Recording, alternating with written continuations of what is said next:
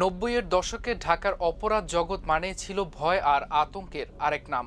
Killing mission, crore crore টাকার চাঁদাবাজি, টেন্ডারবাজি আর পাড়া মহল্লায় ত্রাসের রাজত্ব কায়েম ছিল একদল শীর্ষ সন্ত্রাসীর। এমন এক সময় ছিল যখন রাজধানীর কয়েকটি এলাকা কার্যত পুলিশের নিয়ন্ত্রণের বাইরে চলে গিয়েছিল।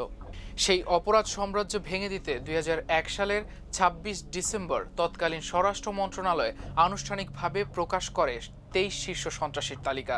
তাদের ধরিয়ে দিলে ঘোষণা করা হয় লাখ টাকার পুরস্কার। ইন্টারপোলের মোস্ট ওয়ান্টেড তালিকাতেও জায়গা হয় তাদের কয়েকজনের। তালিকা প্রকাশের পর আন্ডারওয়ার্ল্ডে শুরু হয় আতঙ্ক। কেউ পালিয়ে যায় দেশের বাইরে, কেউ আইন শৃঙ্খলা বাহিনীর অভিযানে নিহত হয়, আবার কেউ আত্মগোপনে চলে যায়।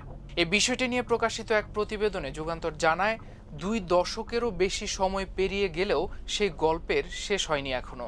বরং পুরনো শীর্ষ সন্ত্রাসীদের উত্তরসূরিদের হাত ধরে ঢাকার আন্ডারওয়ার্ল্ড এখনো সক্রিয়। সম্প্রতি তালিকায় ২ নম্বরে থাকা খন্দকার নাঈম আহমেদ টিটন হত্যাকাণ্ডের পর আবারও আলোচনায় এসেছে সেই কুখ্যাত ২৩ শীর্ষ সন্ত্রাসীর তালিকা।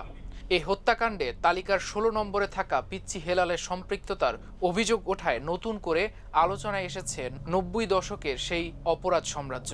প্রতিবেদন অনুযায়ী ২০২৪ সালের ৫ আগস্ট দেশের রাজনৈতিক পট পরিবর্তনের পর তালিকাভুক্ত অনেক শীর্ষ সন্ত্রাসী কারামুক্ত হয়েছেন। কেউ দেশে অবস্থান করছেন, কেউ আবার বিদেশে।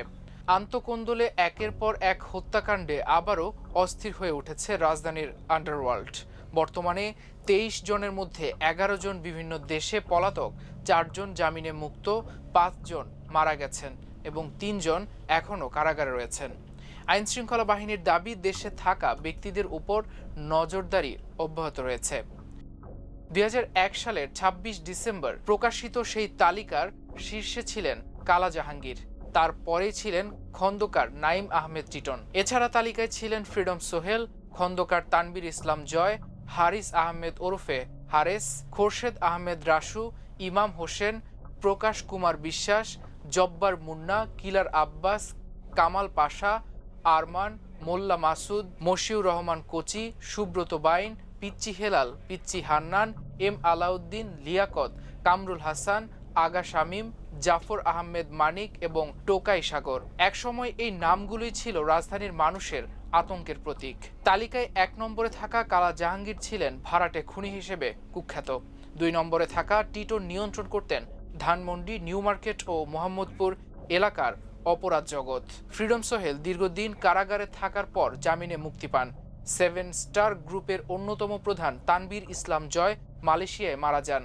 হারেস বর্তমানে ইউরোপের বিভিন্ন দেশে অবস্থান করছে বলে জানা যায়। রাসু দীর্ঘ কারাভোগের পর জামিনে মুক্তি হলেও এখন লাপাত্তা।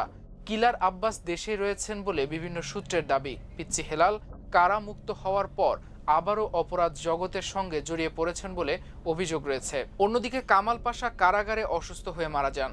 7 স্টার গ্রুপের প্রধান সুব্রত বাইন বর্তমানে কারাগারে। একই সঙ্গে গ্রেপ্তার হন মোল্লা মাসুদ। জাফর আহমেদ মানিক যুক্তরাষ্ট্র ও মধ্যপ্রাচ্যে অবস্থান করছে বলে জানা যায়। মশিউর রহমান কোচি এখনও পলাতক। আগা শামীম, জব্বার মুন্না ও ইমাম হোসেন ভারতে অবস্থান করছেন বলে তথ্য রয়েছে। প্রকাশ বিশ্বাস ও টোকাই সাগর যুক্তরাষ্ট্রে, আর কামরুল হাসান ইউরোপের একটি দেশে অবস্থান করছে বলে ধারণা করা হয়। লিয়াকত ২০০৭ সালের পর থেকে নিখোঁজ। এম আলাউদ্দিন গণপিটুনিতে নিহত হন এবং পিচ্চি হান্নান র্যাবের সঙ্গে কথিত বন্দুকযুদ্ধে মারা যান। আর তালিকাভুক্ত আরেক সদস্য আরমান সম্পর্কে সাম্প্রতিক সময়ে প্রকাশ্যে নির্ভরযোগ্য কোনো নতুন তথ্য পাওয়া যায়নি।